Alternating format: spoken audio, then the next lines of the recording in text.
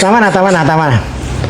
Ayan po, at siyempre, bago tayo mag-umpisa ay nais ko po munang ipaabot ang aking mapagpalang pagbati sa lahat po ng aking mga subscribers, followers at mga viewers.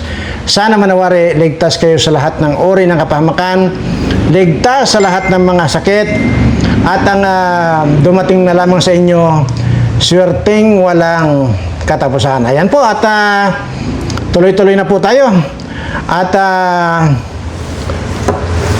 sandali lang po, sasagutin ko lang to.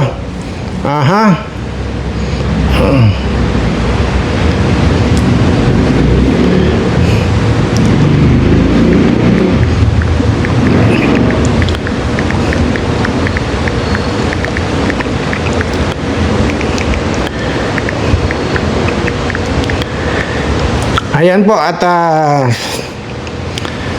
so yun naman po lagi ang aking ipinagdarasal sa ating pong may kapal, na dumating na lamang po sa inyo ay swerte na lamang at hindi na yung mga kamalasan sa buhay.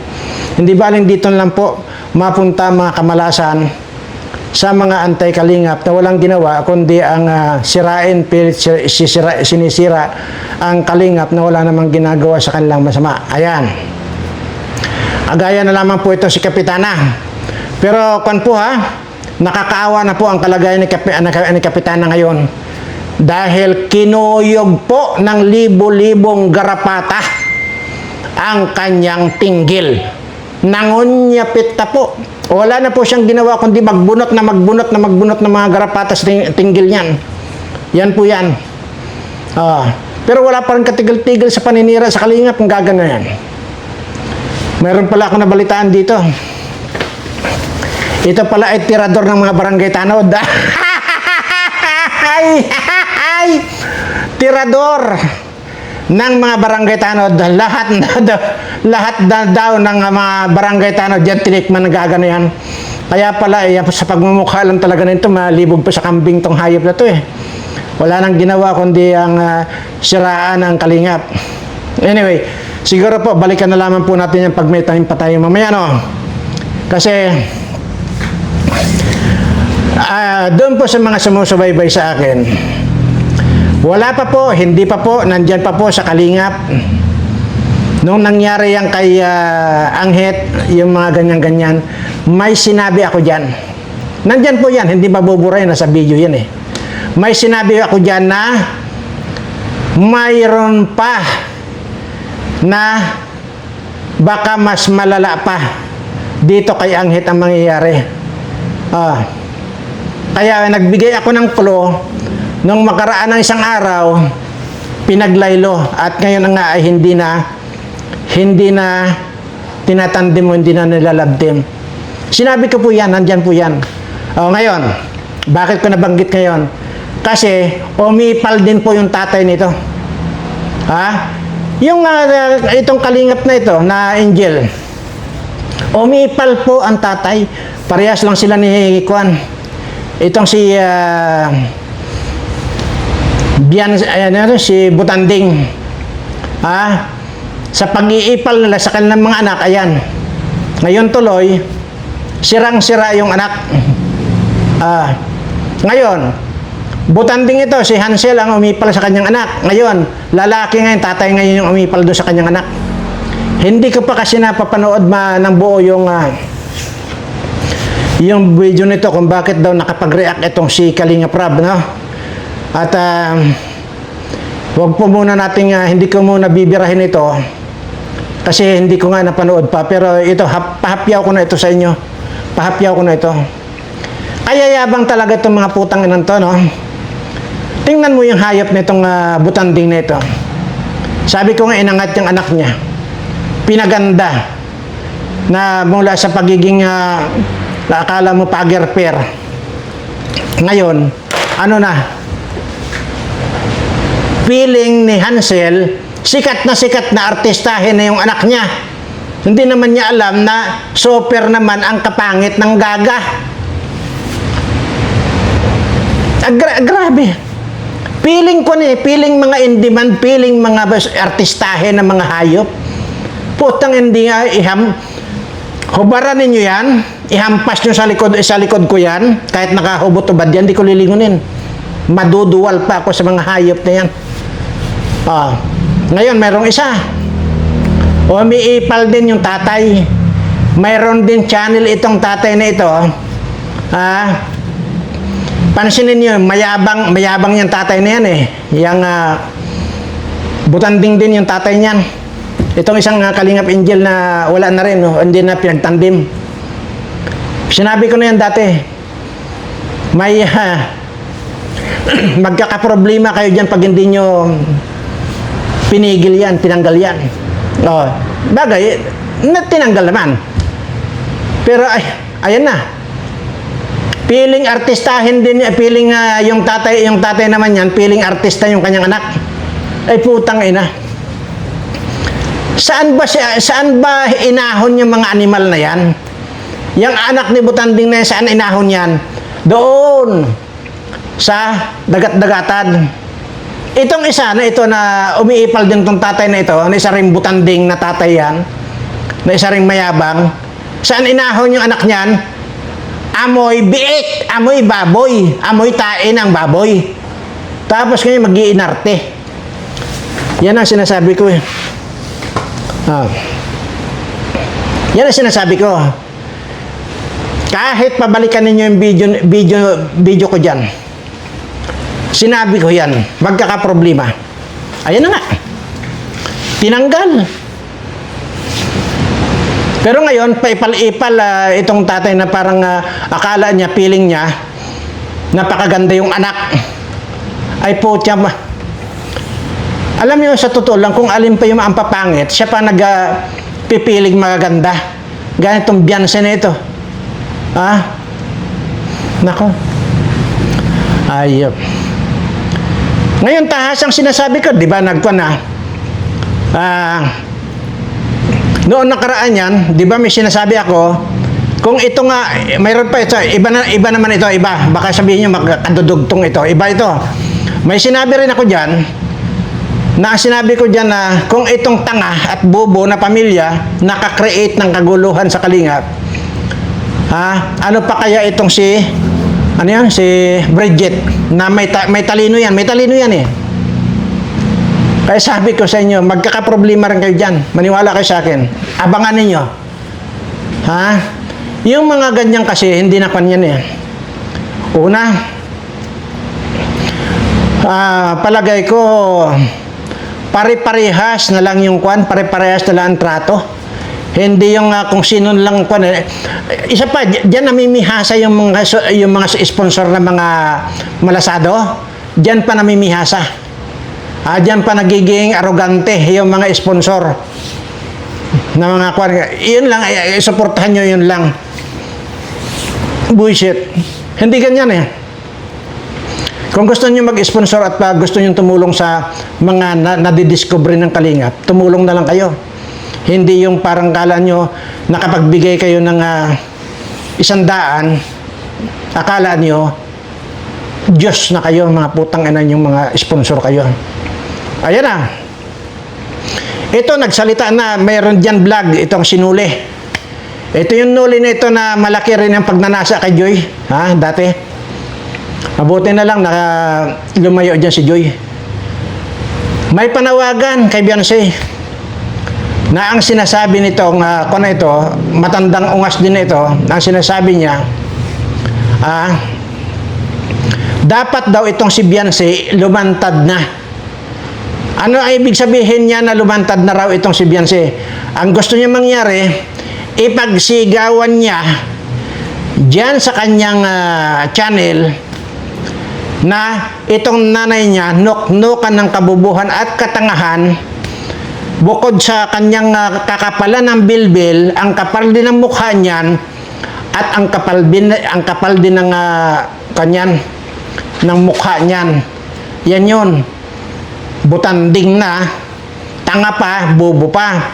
Yun daw ang sinasabi nitong si Nule, dapat daw ipagsigawan na ni Beyonce yung nanay niya. Ay, kung pala sandali, baka ako makalimutan. Noong isang araw, kasi dito, kailangan talaga magpaliwanag ka eh. Hindi mo naman dapat talaga ipaliwanag eh. Noong isang araw, kulay itim po yung barong ko. Kulay itim. Pero, short sleeve po yun. Short sleeve. Ito, kulay itim po ito. Puro long sleeve naman. Kasi baka po sasabihin na naman, nag-iisa lang yung damit ko eh. Aywan ko ba bakit pati itong damit ko pinupuno nitong mga hunghang na ito. Hindi ko maintindihan. So, nung isang araw, itim. Pero, short sleeve yun. Ito ngayon magkaiba. Dahil long sleeve ito. Ayan na. Alangan naman, sinuksok ko yan dyan. O, sige, yun lang. Ha? Kasi itong mga tao minsan, hindi ko alam kung ano ba talagang gusto lang palabasin. Anyway, hindi ako nagagalit ko sabihin yung nag-iisa lang yung damit ko. Okay lang yun. Talaga naman totoo. Wala naman talaga akong damit. Okay lang yun. Pero yung i-comment pa ninyo dyan, ay parang kabubuhan na yata yan. Di ba? O yan. Bukas, abangan ninyo, yung isang long sleeve, kahawig din ng itim. Ha? Isang barong pa rin, bukas yun ang susuotin ko, ha? Kahawig pa rin ng itim ang kulay. Ha? Kahawig. Para malaman lang ninyo. Oh. Ulitin ko ha, sabihin nyo na naman na itim na ako ng isang araw, itim na naman ngayon. Ayan, short sleeve yun. Ulit-ulitin ko. Kasi tanga itong ito eh. O ngayon, long sleeve niyan. O yan, okay na. So, ayan po yung sinasabi ko. Tapos ngayon, nag-iipal-ipal itong tatay nito. Itong naging, naging angel din ito. Sumikat din talaga. Sumikat din talaga dahil pinasikat nga. Tapos ngayon, tatay nag-iipal-ipal. May channel nga. Naku, wag na tatangkilikin yan mga putang inang yan. Tingnan nyo kung ano-ano sinasabi na, ano na naman sinasabi. Nagbase lang ako doon sa video ni Kuya July, pero hindi ko napanood pa. Dahil busy nga po ako. So, ibig sabihin, kung itinapik na yan dyan, ay may something. Kaya ito lang, pangsamantala ito. Pero pag napanood ko at alam ko na yung dapat kong i-reaction, nagbabanatan ko itong putang nan to, butanding din tong tatay nitong hayop nito. Feeling ang ganda-ganda ng anak nito, ay amoy baboy naman yung anak niya. Amoy tae ng baboy. Ha? Pag dumarating sila na rab dyan dati para i-vlog yan, amoy tae ng baboy yung putang ina. Ngayon, nag-iinarte itong tatay. Bakit ba? Ang kakapal talaga ng pagmumukha ninyo mga hayop kayo. Kagaya nitong si Hansel ito, nagtatali-talinuhan isa rin bubo. Nagtali-talinuhan. O, yan ngayon. O, ngayon. Di ba? Sabi ko may problema kayo dyan. Ngayon, didiretsuhin ko, isa rin yan. Si Bridget na yan, pag natuloy yan. Pag natuloy ang tandem ni Edo na yan, may problema yan. Maniwala kayo sa akin. May magiging problema yan. Alam nyo ang gawin nyo lang siguro, ayaw ko magdikta. Hindi ko gali yun. Ayaw ko magdikta. Magre-reaction na lang ako kung may nangyari na. Hindi yung magtuturo ako. Ayaw ko ng ganun. Hindi ko ugali yung ganun magdidikta ako. Dahil ako man ay ayaw ko rin nang dinidiktahan ako. Dahil naniniwala ako na kapag sinabi ko na. Walang pwedeng dumikta sa akin. Ganon din, ina-apply ko yun sa iba. Kaya nire-respeto kung anong mga desisyon nila. Pero nagpasaring na ako dyan dati. Itong mga putang itong mga tao na ito. Hindi ko alam kung saan kumukuha ng kakapalan pagmumukha itong mga animal na ito. Matapos kumain ng kanin, na ngayon ay nakakakain na ng lechon baboy, lechon manok, ang mga putang ina na dati naman hindi naman nakakatikim ng ganyang mga pagkain, ngayon nagyayabang na, nag-iinarte na. Mga bullshit ito, samantalang nagtitiis sa ubod ng saging ang mga putang ina to. Parang mga baboy lang yung mga animal yan. Kukunin yung ubod ng saging.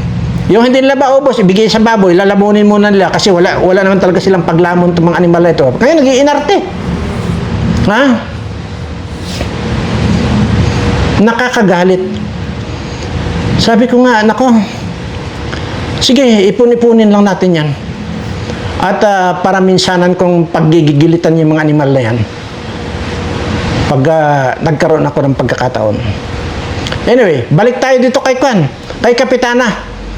Yan po nga ako na pag-alaman ko, hindi po sa yan, wala po, hindi ko po kilala yung animal na yan. Kung saan galing lupalop ng simenteryo hayop na yan, kung saan hinukay na simenteryo yung animal na yan. Punong-puno na po ng garapata, kinuyog po ng garapata ang tinggil niyan. Kaya walang ginawa kundi magbunot ng garapata yan.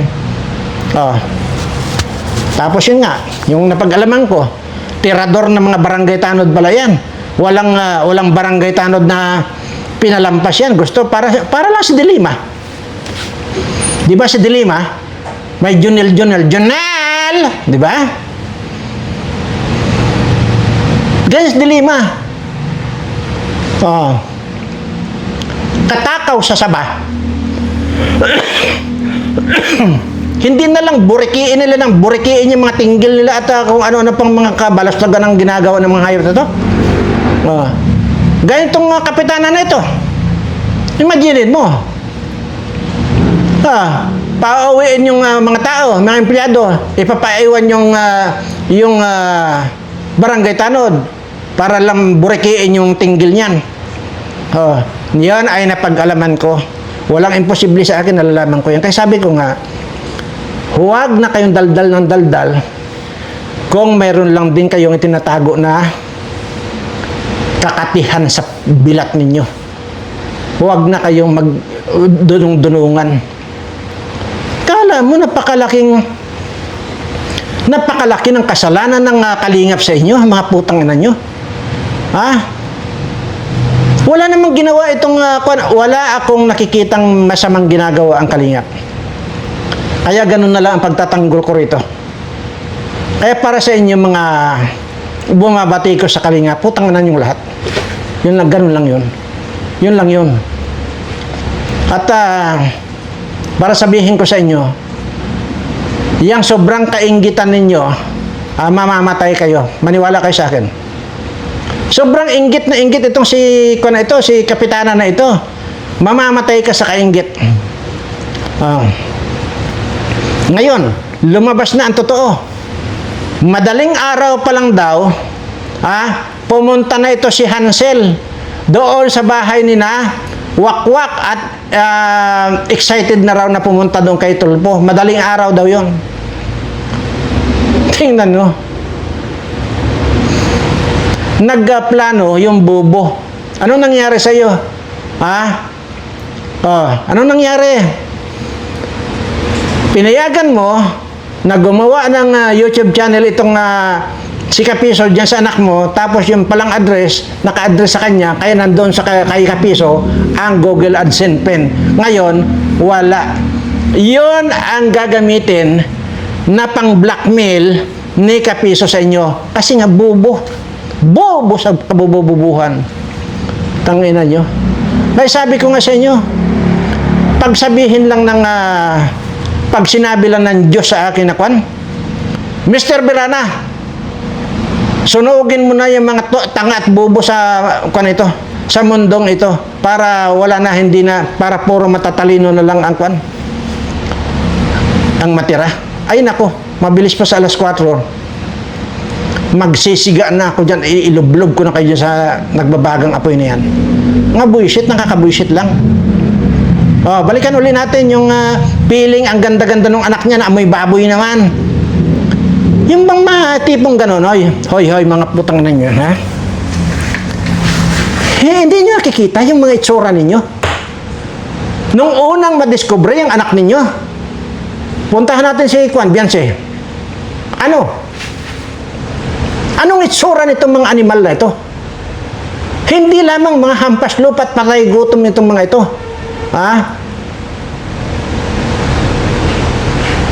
Buisit kayo. Ito ngayon, itong sabi ko, ayoko munang pangalanan kasi nga, hindi ko pa napanood yung buong vlog nitong tatay nitong animal na ito. Isa rin butanding yan. Nandoon sa kabundukan at doon nag-aalaga ng baboy. Isa rin yan, meron ding isa. Yung nauna, nakatabi niyang baboy. Tingnan mo. Matapos pagandahin ang buhay ng mga animal ito, ang kakapal ng pagmumukha nito mga hayop ito. Ang sarap nyong burikiin mga bilat ninyo, putang na nyo. Hindi dahil sa gusto ko, pero gusto ko lang talagang burikiin yung mga, putang na nyo. Hayop kayo. Buisit kayo. Anyway, hindi ko na naman napigilan nga, linggong-linggo, hindi ko napigilan. Sorry po. Sorry po sa lahat ng mga subscriber ko. Talaga pong nag-iinit lang talagang ulo ko pag ganitong mga usapin. Ngayon, tingnan nyo. Kayo na lang po manood doon sa vlog ni Kuya July. Yan. Tungkol dyan sa amoy baboy na nagpipiling maganda yung kanyang anak. Mukha namang karang-karangan. Hayop. Pakanta-kanta pa. Akala mo naman ganda ng busis. Anyway.